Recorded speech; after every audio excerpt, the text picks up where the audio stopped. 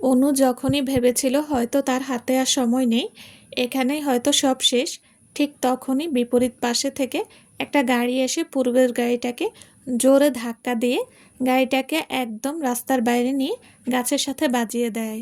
ফলে আগের গাড়িটা একেবারে খারাপ অবস্থা হয়ে যায়। গাড়ির উভয় পাশ পুরো ড্যামেজ হয়ে যায়। আর যে গাড়িটা ধাক্কা দেয় সে গাড়িটারও অনেক ক্ষতি হয়। দুটো গাড়ির সংঘর্ষের শব্দে অনু চোখ খুলে তাকায় আর দেখে যে গাড়িটার নিচে হয়তো চাপা পড়তো সে গাড়িকে আরেকটা গাড়ি ধাক্কা দিয়ে ভেঙে ফেলেছে অনেকটাই। অনু এবার ধ্রুবকে দেখতে লাগলো, বারবার ধ্রুবকে জিজ্ঞাসা করতে থাকে ধ্রুব ঠিক আছে কিনা। ধ্রুব মাথা নেড়ে সম্মতি জানায়। আসলে ধ্রুব অনেক ভয় পেয়ে যায় এ ঘটনায়, তাই একদম চুপচাপ হয়ে আছে। এবার অনু গাড়িগুলোর দিকে তাকায়, তখনই দেখে যে গাড়িটা তাদের বাঁচিয়েছে সে গাড়ি থেকে মাত্রাতিরিক্ত ফর্সা, গাড়ি থেকে লম্বা, মাত্রাতিরিক্ত ফর্সা আর ঘাড় পর্যন্ত লম্বা চুলগুলো, কিছুটা এলোমেলো ব্ল্যাক শার্ট, তার উপর কালো ব্লেড জাত দিয়ে আটকানো, যেমনটা পুলিশরা সাধারণত করে থাকে। ব্ল্যাক ডেনিমের প্যান্ট আর সানগ্লাস পরা এক সুদর্শন পুরুষ বেরিয়ে আসে। সুদর্শন পুরুষটিকে দেখে অনু কিছুক্ষণের জন্য নিজের অবস্থান ভুলে যায়। অনুকে এভাবে তাকিয়ে থাকতে দেখে সুদর্শন পুরুষটি বাঁকা হেসে বলে, আমাকে পরেও দেখতে পারবে, আগে রাস্তার মাঝখান থেকে সরো গাধি। সুদর্শন পুরুষটির এমন কথায় অনু নিজের মাঝে ফিরে আসে, কিন্তু কিছুটা রাগ হয়। অচেনা একটা পুরুষ তাকে এভাবে গাধি বলবে কেন, আর তুমি করে বা কেন বলবে। অনু ধ্রুবকে নিয়ে রাস্তার সাইডে দাঁড়ায়। এতক্ষণে আশেপাশের মানুষও জড়ো হয়ে যায়।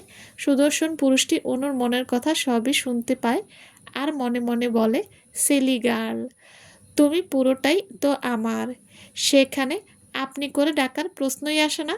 সুদর্শন পুরুষটি মনের কথা মনে রেখেই অন্য গাড়িটার দিকে এগিয়ে যায় আর গাড়ির ড্রাইভারকে টেনে বের করে বাইরে আনে। এতক্ষণ সুদর্শন পুরুষটিকে শান্ত মনে হলো, এখন সে ভয়ঙ্কর মানবে পরিণত হয়। সুদর্শন পুরুষটি লোকটাকে এলোপাথায় লাথি ঘুষি মারতে থাকে। ড্রাইভার ড্রাঙ্ক থাকায় তেমন প্রতিরোধ করতে পারে না। প্রতিটি আঘাতের সাথে সাথে লোকটার হাড় ভেঙে যাচ্ছে। এবার সুদর্শন পুরুষটি লোকটার মুখে ঘুষি দেওয়া শুরু করে। এতে লোকটার নাক মুখ ফেটে রক্ত পড়তে থাকে। আর সুদর্শন পুরুষটির রক্ত দেখে মনে হয় আরও হিংস্র হয়ে উঠল। এসব দেখে অনু অবাক হয়ে তাকিয়ে থাকে আর এমন ভয়ঙ্কর পরিস্থিতি দেখে কিছুটা ভয়ও পায়। সুদর্শন পুরুষটি লোকটার উপর ঝাঁপিয়ে পড়বে, এমন সময় অনু আর নিজেকে আটকে রাখতে পারে না। সে দৌড়ে গিয়ে সুদর্শন পুরুষটিকে টেনে সরানোর চেষ্টা করে, কিন্তু মনে হলো পুরুষটি তার নিয়ন্ত্রণ নেই। অনু পুরুষটির শক্তির কাছে একদম নগণ্য। অনু কোনো প্রচেষ্টাই কাজে দিচ্ছে না। অনুর এত জোরাজোরিতে শেষে সুদর্শন পুরুষটি অনুকে ধাক্কা দেয়। পুরুষটির কাছে ধাক্কাটা আস্তে মনে হলেও অনু সে ধাক্কা সামলাতে না পেরে কয়েক হাত দূরে গিয়ে পড়ে আর হাতের কনুই অনেকটা ছুলে যায়। অনু ব্যথায় আহ করে ওঠে। এমনিতেই কালে কে রাতে জ্বরে দখল গেছে, ফলে এমনিতেই অনু অনেক দুর্বল, তাই ধাক্কাটা সামলাতে পারে না, পড়ে যায়। অনুর শব্দে সুদর্শন পুরুষটির মনে হলো নিজের হুঁশ ফিরে পায়। সে লোকটাকে ছেড়ে অনুর কাছে চলে আসে এক পলকেই, আর লোকটা রাস্তায় ওভাবেই পড়ে থাকে। সুদর্শন পুরুষটি অনুকে ওঠাতে সাহায্য করে আর অস্থির হয়ে জিজ্ঞেস করে, ঠিক আছে তুমি? খুব বেশি ব্যথা পেয়েছো? কষ্ট হচ্ছে কি বেশি? পুরুষটি আবারও রাস্তায় জড়ো হওয়া মানুষগুলোর উদ্দেশ্যে বলে, আপনারা যদি হেল্প করতে না পারেন তাহলে এখান থেকে চলে যান, নিজের নিজের কাজ করেন, এভাবে ভিড় করে আর সমস্যা বাড়াবেন না। এতে রাস্তার মানুষগুলো ও যে যার কাজে চলে যায়। অন্য পুরুষটির থেকে সরে আসে আর বলে, আমি ঠিক আছি ভাইয়া, হেল্প করার জন্য ধন্যবাদ, আজ আপনি না থাকলে হয়তো বেঁচেই থাকতাম না। প্রথমে অনু ভাইয়া ডাকা, আবার মরে যাওয়ার কথা শুনে পুরুষটির ভেতরে জেগে থাকা ক্রোধ আরও বেড়ে যায়। সে অনুর খুব কাছে চলে যায় আর কিছুটা রাগ নিয়ে দাঁতে দাঁত চেপে বলে, বেঁচে আছো তো? তাহলে আবার মরার কথা বললো কেন? নাকি মরার খুব শখ তোমার? পুরুষটির এত কাছে আসা অনুর অস্বস্তি লাগে। সে কিছুটা পিছিয়ে যায় আর বলে, কেউ ইচ্ছে করে মরতে চায় না, কিন্তু কপালে থাকলে কিছু করারও থাকে না। আমার হয়তো বেঁচে থাকা কপালে লেখা ছিল, তাই আপনি আমাকে আর ধ্রুবকে বাঁচিয়েছেন। আমার জন্য না হলেও ধ্রুবর জন্য আপনি আমার কাছে সরি, আমি আপনার কাছে কৃতজ্ঞ। ধ্রুব আমার দায়িত্ব ছিল। আর যদি ধ্রুবর কিছু হয়ে যেত, তাহলে আমি যদি বেঁচেও থাকতাম, তাও নিজেকে কখনো ক্ষমা করতে পারতাম না। সত্যি আপনাকে অনেক সংখ্য ধন্যবাদ। বলে অনু ধ্রুবকে নিয়ে চলে যেতে নেয়। তখনই সুদর্শন পুরুষটি তার হাত ধরে ফেলে। অনু অবাক হয়ে পুরুষটির দিকে তাকিয়ে থাকে। পুরুষটি আবারও অনুর কিছুটা কাছে চলে আসে, এসে বলে, এই যে ম্যাডাম, শুধু ধন্যবাদ দিয়েই তো ভালোই কেটে পড়ছ, কিন্তু তোমার জন্য যে আমার গাড়ির এই অবস্থা হলো, তার ক্ষতিপূরণ দিবে কে? অনু এবার হচকচিয়ে গাড়িটার দিকে তাকায়। সত্যি গাড়িটার অবস্থা ভালো না।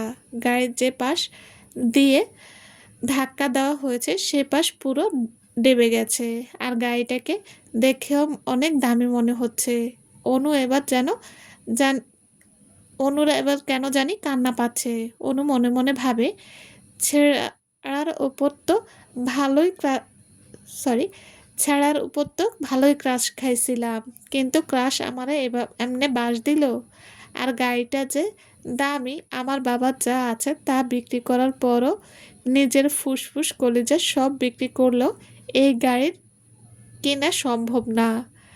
অনুর মনে বলা বাংলা ভাষার সামনে থাকা পুরুষটি অনেকটাই বুঝতে পারে। এসব কথা শুনে তার প্রচুর রাগ লাগছে। সে নিজেকে যথাসম্ভব কন্ট্রোল করে দাঁতে দাঁত চেপে বলে, কোনো কিছু বিক্রি করতে হবে না, আমার ক্ষতিপূরণ আমি নিজেই তোমার থেকে নিয়ে নেব। বলেই সে চলে যায়।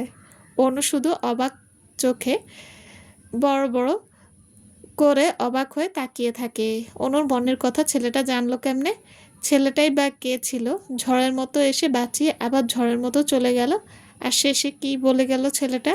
অনু এসব চিন্তা ভাবনার মাঝেই ধ্রুব অনুকে ডাকা শুরু করে। ফলে অনু নিজের ভাবনা থেকে বেরিয়ে আসে আর বাসার দিকে রওনা দেয়। এত কিছুর পর অনুর আর পাত্রের সাথে দেখা করার ইচ্ছে থাকে না। অনুর শরীরও খারাপ লাগছে, তাই অনু পাত্রের সাথে দেখা না করেই বাসায় চলে যায়। অনু ধ্রুবকে কিছু চকলেট দিয়ে ধ্রুবকে বলে, আজকের ঘটনা যেন কাউকে না বলে, তাহলে সবাই টেনশন করবে। ধ্রুব চকলেট পেয়ে খুশি হয়ে মাথা নাড়ে। বাসায় আসার পর অনুর মা অনুকে বকা শুরু করে, পাত্রের সাথে দেখা না করে বাসায় আসছিল কেন? জানিস সে কতক্ষণ তোর জন্য অপেক্ষা করেছে, তারপর ফোন দিয়ে জানালো যে তুই দেখা করিসনি। আর কত জ্বালাবি তুই? মা, আমার শরীরটা ভালো না, তাই এসে পড়েছি। আর ধ্রুবকেও ওর বাসায় দিয়ে এসেছি। আমাকে একটু রেস্ট নিতে দাও প্লিজ। এসব বাহানা আমাকে দেখবি না। আমি জানি তুই ড্রামা করিস। অনু আর কিছু বলে না, নিজের রুমে চলে যায়। অনুর মা অবাক হয়ে যায় যে মেয়ের কথায় তর্ক জেদ করে সে আর চুপচাপ চলে গেল। আসলে কি অনুর শরীর খারাপ?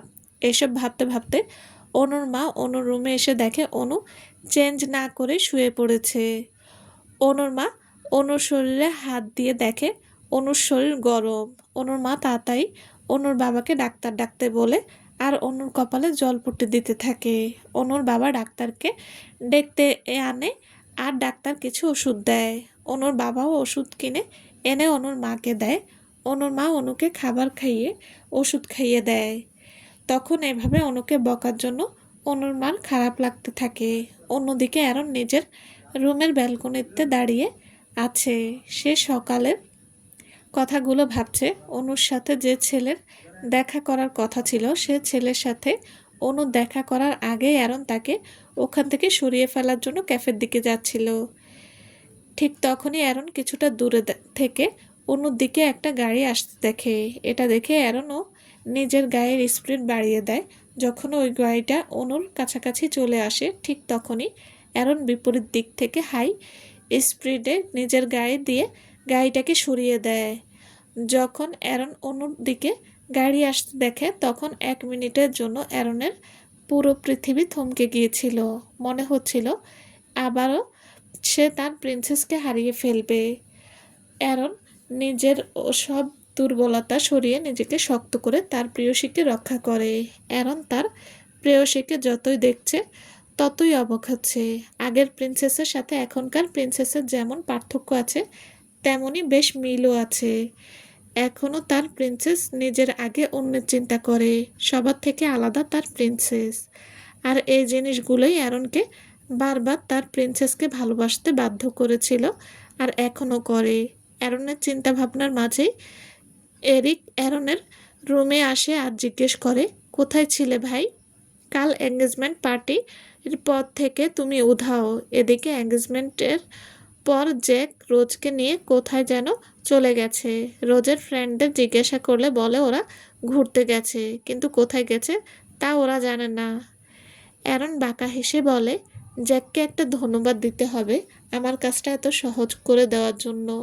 এসব কি বলছো ভাই? জ্যাক তোমার প্রিন্সেসকে নিয়ে গেল, পালিয়ে গেল, আর তুমি? আমার প্রিন্সেস আমার কাছেই আছে এরিক। তাহলে রোজ? রোজ সে না যাকে আমি খুঁজছিলাম। রোজের সাথে দেখা হওয়ার পর প্রথম দিনই তা বুঝতে পেরেছিলাম। যাই হোক, আমি আমার প্রিন্সেসকে পেয়ে গেছি। খুব শীঘ্রই প্রিন্সেস আমার কাছে থাকবে। খানিকটা থেমে অ্যারন নিজের বুকের বাঁ পাশের দিকে ইঙ্গিত করে বলে, আমার বুকে। রোজ যদি প্রিন্সেস না হয়ে থাকে তাহলে রোজ আর জ্যাকের উপর নজর রেখেছিলে কেন? আর জ্যাকই বা কেন রোজকে প্রিন্সেস ভাবলো? অ্যারন বাঁকা হেসে তাচ্ছিল্য করে বলে, ওই কুত্তা যদি রোজকে প্রিন্সেস ভেবে থাকে তাহলে আমি কি করতে পারি? আর শালার ব্রেন তো কুত্তার। কুত্তা থেকে আর কি আশা করতে পারিস? আমার গেমের একটা অংশ ছিল রোজ, তাই রোজের উপর নজর রাখতাম যাতে শিকার আমার জালে ফেসে যায়। ভাই, হেডস অফ ইউ। আসলেই ইউ আর ব্রিলিয়ান্ট। অ্যারন এরিকের দিকে একটা ছবি এগিয়ে দিয়ে বলে, প্রিন্সেস সম্পর্কে সব ইনফরমেশন আমার চাই, কিন্তু খেয়াল রাখিস কেউ যেন কিছু বুঝতে না পারে, স্পেশালি ওই কুত্তাগুলো। এরিক ছবিটা দেখে খানিক ছবির দিকে তাকিয়ে থাকে। এ তো অফিসের ইন্টারভিউ দিতে আসা সেই মেয়েটা। ভাই, তুমি আমাকে তোমার অ্যাসিস্ট্যান্ট খোঁজার কাজ দিয়েছিলে না? এই মেয়েটাও ইন্টারভিউ দিতে এসেছিল কাল। অ্যারন এরিকের দিকে ব্রু কুঁচকে তাকায়, তারপর মুচকি হেসে ভাবে, তুমি তো নিজেই আমার কাছে ধরা দিলে প্রিন্সেস, এবার কিভাবে লুকাবে? অ্যারন এবার নিজেকে গম্ভীর করে বলে, এরিক, প্রিন্সেসের সব ডিটেলস সকালের মধ্যে দিবি। আর প্রিন্সেসকে এই জবের জন্য কনফার্ম কর। প্রিন্সেসকে জবে জয়েন করার কথাটা জানিয়ে দিবি কালকের মধ্যে। আমার পক্ষে আর প্রিন্সেস থেকে দূরে থাকা সম্ভব না। সেটা ঠিক আছে, কিন্তু তুমি ভাবিকে দিয়ে কাজ করাবে? অ্যারন রক্তিম চোখে এরিকের দিকে তাকাতেই এরিক আর কিছু না বলে পালিয়ে যায়। চলবে। আসসালামু আলাইকুম। গল্পটা কেমন লেগেছে প্লিজ প্লিজ জানাবেন। আর এতক্ষণ আপনারা আমার সাথে থাকার জন্য ধন্যবাদ। আর হ্যাঁ, যারা আমার চ্যানেল এখনও সাবস্ক্রাইব করেননি প্লিজ প্লিজ তারা সাবস্ক্রাইব করে দেবেন। সাথে থাকার জন্য ধন্যবাদ। আল্লাহ হাফেজ।